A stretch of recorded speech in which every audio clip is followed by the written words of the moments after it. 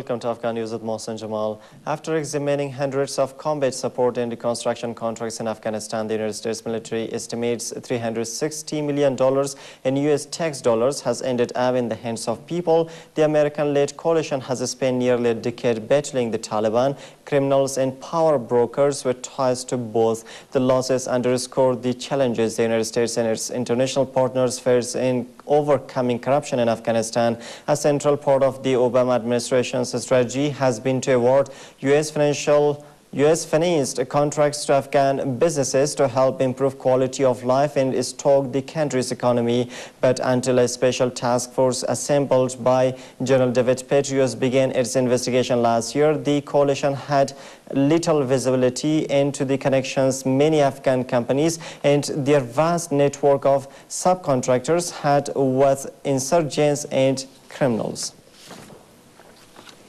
The Afghan Interior Ministry says a rocket that was fired into the heart of the Kabul did not cause any damage or casualties. Izzatullah, police officer who was at the scene, said that the rocket landed early Wednesday morning inside the presidential palace compound. Another police official who spoke on condition of anonymity in the district of the Kabul also confirmed it landed within the perimeter of the spacious presidential palace compound. A U.S. military official who also spoke on condition of anonymity said the rocket didn't strike the palace and no damage was reported. The police are investigating the incident.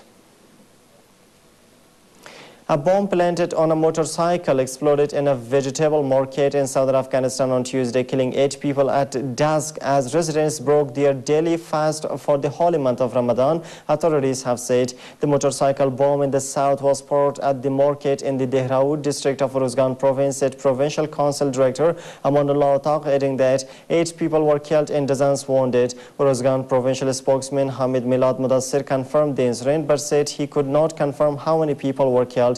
The blast was the latest in a series of attacks in the turbulent south where the Taliban are pushing back against a concerted campaign from U.S. and NATO troops to quell the insurgency. U.S. Defense Secretary Leon Panetta said Tuesday that the United States has no choice but to maintain close relations with Pakistan despite government links with Islamic militants, including the Haqqani network, while the U.S. State Department put sanctions on Mullah Sangin Zadran, another Haqqani network commander. Panetta declined comment on news reports that Pakistan allowed China to inspect the wreckage of an advanced U.S. helicopter lost in the raid that killed Osama bin Laden. Panetta said Pakistan has relationships with the Haqqani network and with Lashkar-e-Tayyiba. Both groups are listed by the United States as terrorist organizations. The United States Secretary of State Hillary Clinton, meanwhile, said the Obama administration considers relations with Pakistan to be of paramount importance, adding that there have been challenges and bilateral ties for decades with valid complaints on both sides, and that she credits the Islamabad government with lately recognizing its shared interest with Washington in confronting terrorism.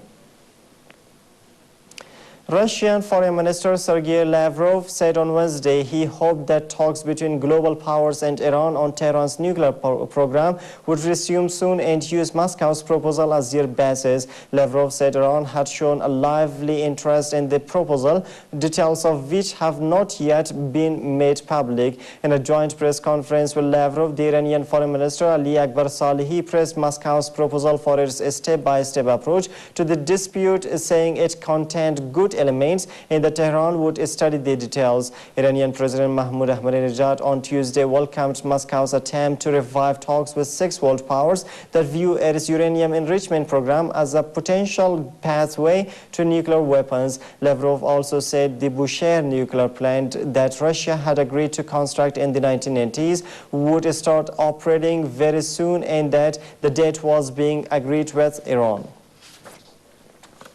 7 Turkish soldiers were killed and several others injured in a bomb explosion in Turkey's southeastern Hakkari province on Wednesday. The cause of the blast was thought to be a remote-controlled explosive device detonated by Kurdistan Workers' Party militants.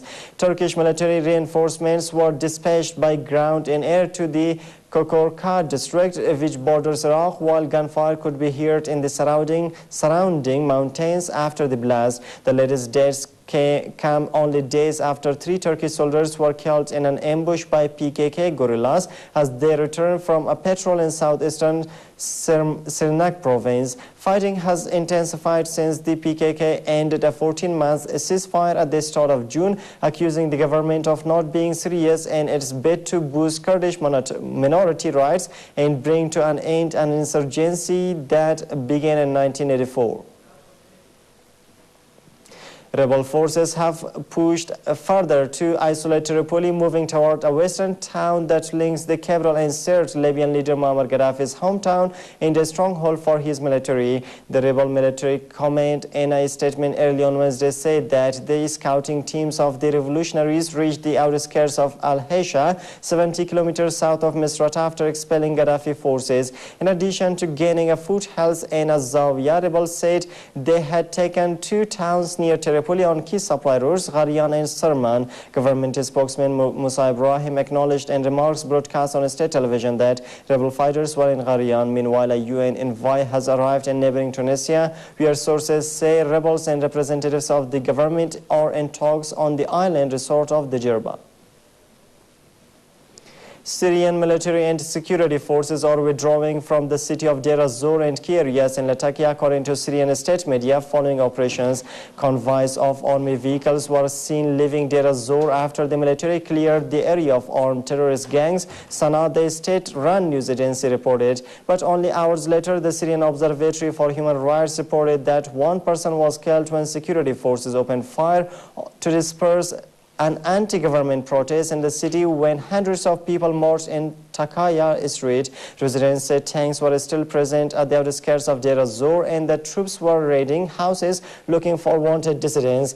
Meanwhile, Syria's Interior Ministry says security forces had completed their operation in the Al-Ramel Al-Janubi neighborhood of the coastal city of Latakia.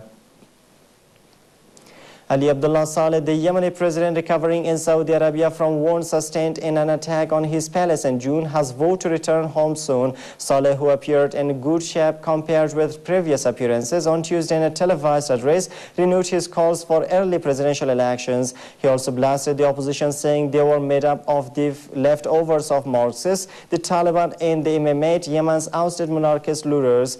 Meanwhile, Parliament's Common Forum opposition is due to meet on Wednesday to elect an umbrella national council aimed at taking over power in the absence of the president. Saleh said he was willing to transfer power to his vice president if the opposition pulls armed tribal fighters from the streets and the opposition ends its street rallies.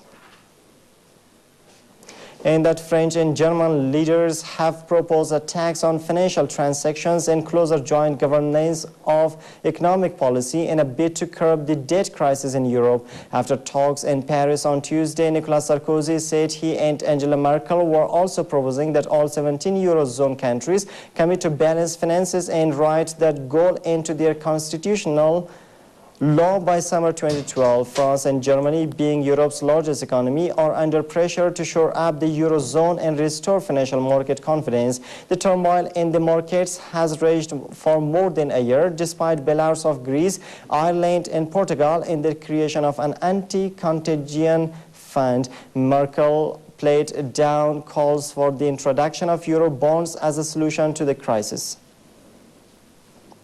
And that's all for now. Thanks for staying with us.